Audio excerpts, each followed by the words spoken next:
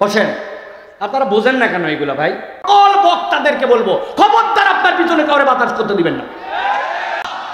এই দুনিয়ার মানুষ, আমি রব্বুল আমিন বললাম, নবী আপনি জানাই দেন, ইযা সালুহাত সালুহাল জাসাদু কুল্লু ওয়া ইযা ফাসাদাত ফাসাদাল জাসাদু কুল্লু। তুমি দেখতে যেমনই হও না কেন, তোমার অন্তর যদি ঠিক না হয়, আল্লাহর কাছে তোমার কোনো দাম নাই। আর তোমার বাহিরের অবস্থা যেমনই হোক না কেন, আল্লাহর কাছে যদি একবার অন্তর ঠিক করে যেতে পারো, আমি আল্লাহ বললাম এইটাই তোমার জান্নাতের জন্য যাওয়ার সার্টিফিকেট হবে।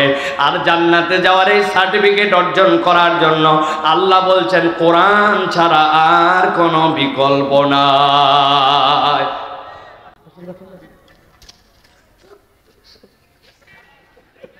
বসেন। আপনারা বোঝেন না কেন এগুলা ভাই?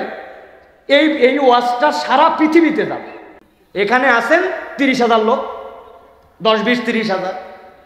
সারা পৃথিবীর লোক দেখবে হুজুরের পিছনে একটা পৃথিবী আগায় গেছে, একটা টেবিল ফ্যান দিতে পারে নাই, একটা চার্জার ফ্যান দিতে পারে নাই, হুজুরের পিছনে একজন বাতাস করতেছে। এটা কি আমাদের ইজ্জত না বেইজ্জত?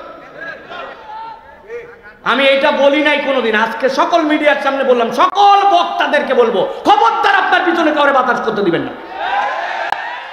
আপনার বাতাস লাগলে অন্তত পক্ষে আগে বলে দিবেন যে একটা টেবিল ফ্যান রাখেন। একজন বাতাস করে পুরা দুনিয়া দেখতেছে যে পুরা দুনিয়া আসমানে চলে গেছে, হুজুরের পিছনে এখন হাত দিয়ে বাতাস করা লাগে। সব কিছুর মধ্যে একটা পরিবেশনা আছে, ইসলামকে আমরা উপস্থাপন করছি।